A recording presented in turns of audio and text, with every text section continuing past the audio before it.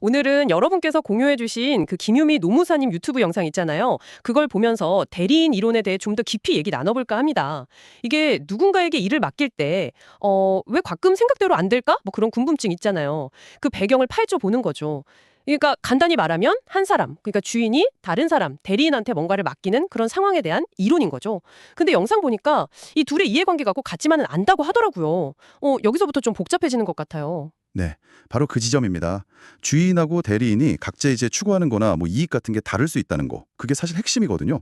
그리고 이걸 더 좀 어렵게 만드는 게 바로 그 정보의 불균형이라는 거예요. 정보의 불균형이요? 네, 보통 일을 맡기는 주인은 그 분야 전문가는 아닐 수 있잖아요. 근데 일하는 대리인은 전문가일 가능성이 높죠. 아, 네네. 그러니까 한쪽은 많이 알고 다른 쪽은 좀 덜 아는 그런 상황이 이게 구체적으로 어떤 문제로 이어지는 건가요?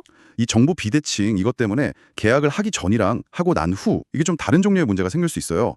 영상에서도 나왔듯이 계약 전에는 정보가 부족하니까 좀 부적합한 대리인을 고를 위험, 그걸 이제 역선택이라고 하죠. 그런 가능성이 있고요. 아, 역선택. 그러니까 뭐 능력이나 성실성이 좀 부족한 사람인지 잘 모르고 덜컥 계약할 수도 있다 이런 말씀이시죠. 그럼 계약한 다음에는요? 뭐가 달라지나요? 계약하고 나서는 대리인이 주인의 이익보다는 자기 이익을 좀 더 챙기려는 그런 유혹, 그런 거에 빠질 수 있거든요. 영상에서는 이걸 도덕적 해이라고 표현했던데 우리가 보통 말하는 도덕적 해이랑 좀 비슷한 개념으로 볼 수 있겠죠. 아, 도덕적 해이. 그게 도덕적 해이 같은 거군요. 네.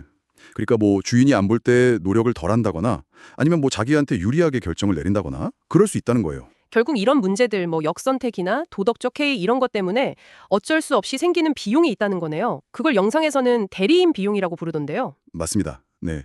그 주인하고 대리인 사이의 이해관계가 충돌하고 또 정보가 비대칭적이고 이런 문제들을 어떻게든 해결하거나 아니면 최소화하려고 할 때 드는 모든 비용. 그걸 다 합쳐서 부르는 거죠.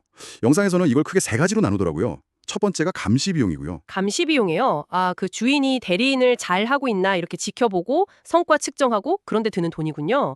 뭐 예를 들면 성과급이나 스톡 옵션 같은 거 설계하고 운영하는 것도 여기 들어갈 수 있겠네요. 그렇죠? 대리인이 딴 생각 안 하게 관리하는 비용. 네, 정확해요. 근데 뭐 감시만 한다고 다 되는 건 아니잖아요. 그래서 두 번째로 확증 비용이라는 게 있어요. 이건 좀 반대인데요. 대리인이 스스로 나는 주인을 발신하지 않아요. 나는 믿을 만한 사람입니다. 이걸 증명하려고 드는 비용이에요. 아, 대리인이요? 네. 예를 들면 뭐 외부 회계 감사를 받는다거나 아니면 뭐 자격증을 딴다거나 하는 그런 노력들이요. 와, 이거 재밌네요. 서로 완전히 못 믿으니까 주인은 감시하고 대리인은 또 자기가 괜찮다는 걸 보여줘야 하고 약간 그런 관계군요. 근데 마지막에 그 손실이라는 건 뭐죠? 이름이 좀 심상치 않은데요. 네, 이게 어쩌면 좀 제일 현실적인 비용일 수도 있어요. 주인이 아무리 그 감시 비용을 쓰고 또 대리인이 확증 비용을 들여서 노력을 해도요. 둘의 이해관계를 완전히 100% 똑같이 만드는 건 사실 거의 불가능하거든요. 아, 그렇겠죠. 네, 이렇게 최선을 다했는데도 불구하고 여전히 대리인의 행동이 주인의 최선의 이익하고 딱 들어맞지 않아서 결국 주인이 보게 되는 손실, 그게 바로 자녀 손실입니다. 뭐랄까 일종의 어쩔 수 없는 손실 같은 거죠. 와, 그러니까 감시하고 증명하는 데 비용을 막 쏟아 부어도 완벽하게 내 뜻대로 되진 않고 결국 손해가 남는다 이런 거군요.